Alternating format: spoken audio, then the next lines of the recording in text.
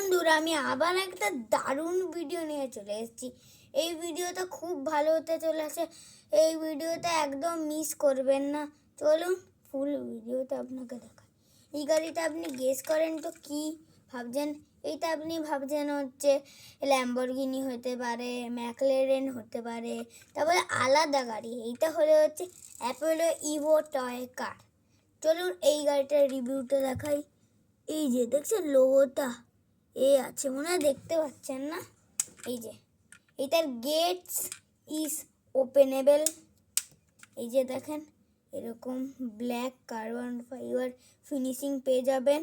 Logo রাইটসে এরকম পেয়ে যাবেন, নিচেও কার্বন ফাইবার ফিনিশিং, সাইডেও, উপরে ব্ল্যাক কি ভালো জানি না। আর এইটা এমনি টায়ার্স, আর এখানে ইভো লেখা পেয়ে যাবেন কার্বন ফাইবারের মধ্যে।